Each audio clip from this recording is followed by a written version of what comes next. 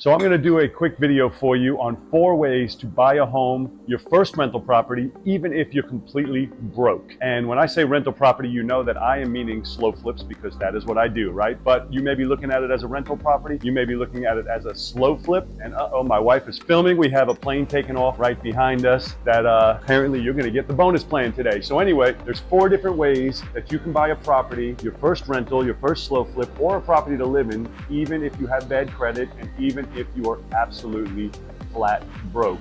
So let me start off with telling you way number one. Way number one is going to be simply owner financing.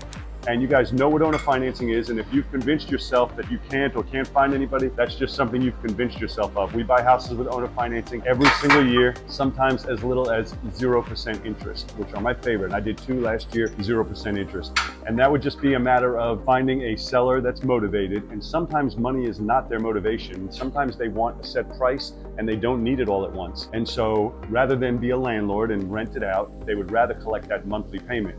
And now you have an opportunity to buy it without money, sometimes without even any down payment, without any money at all. Now you can rent it out or slow flip it, which is what I would do. And now you pay your lender every month, they pay you, and you have $0 out of pocket. Second way that you can buy a house with absolutely no money, even if you're dead broke, is going to be subject to. So for those of you who don't know, we're not going to do a whole video on it, but subject to just means you are buying a home subject to the existing financing.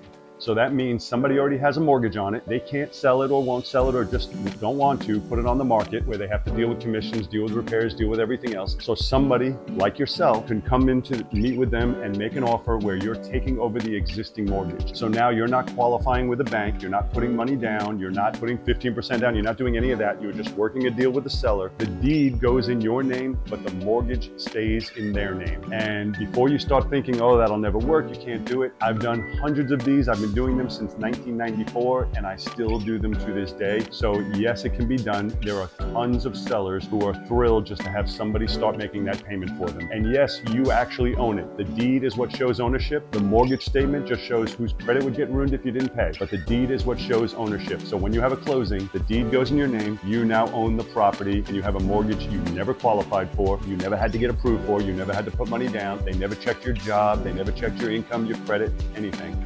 The third way that you can buy a house with absolutely no money is going to be the way we buy slow flips, by using a private lender. So we have slow flips that we buy 100%, $0 out of pocket every single month. And my students do the exact same thing. I have one guy that has 105 now, and he has not used any money for any of them. The private lender funds the deal, and then we pay the seller. Seller gets paid in cash, and then we do the slow flip program, which you may or may not know. We'll save that for another video. We do the slow flip program, and now we have a buyer in the property every month who's paying us. We use that money to pay our private lender. We have the house, absolutely no money out of pocket, no credit check, no qualifying, no credit, no job, no anything. You absolutely can buy it with no money out of pocket. And the fourth way, which is basically a special add-on bonus for you, the fourth way that you can buy a property right now, your first rental, even if you're dead broke, would be to buy one of our slow flips.